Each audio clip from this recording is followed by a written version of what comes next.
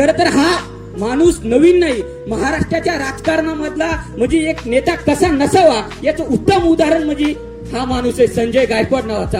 मित्रांनो, एक कॅन्टीन मध्ये गेल्याच्या नंतर एका माणसाला बेदम मारहाण यांनी केली.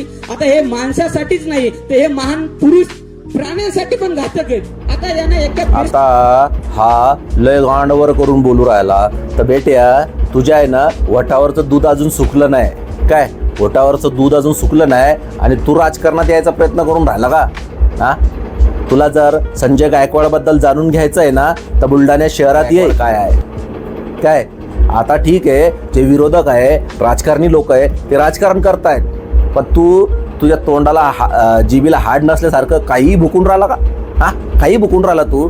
अरे बेट्या, बुलढाण्यात ये, प्रत्यक्षात फिर, मग पहा, मग बोल. काय राहिली गोष्ट, कट्टर मावळा आहेत छत्रपती शिवाजीराजांचा, कट्टर मावळा आहेत संजूभाऊ गायकवाड.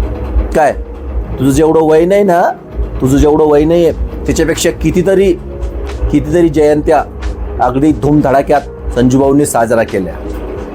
बुलढाण्यामध्ये सर्वात उंच पुतळा जर कोणी बसवला ना, तो आमदार संजय गायकवाड. आणि एवढंच नाही, तू ये बुलढाण्यात, प्रत्यक्षात पहा.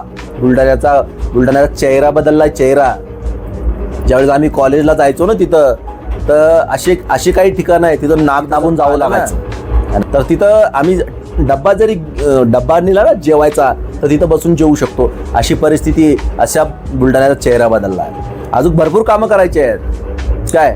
आणि आता काही येतीलच छेले चपाटे जे राजकारणी आहेत ते गरळ ओकायला. तुम्ही ओका या, तुम्ही शिवत्यापणा बंद करा जरा. राजकारण राजकारणाच्या ठिकाणी ठेवा, समाजकारण समाजकारणाच्या ठिकाणी.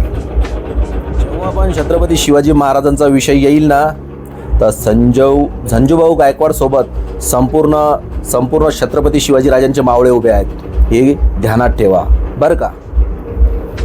गाठ मावळ्यांशी आहे.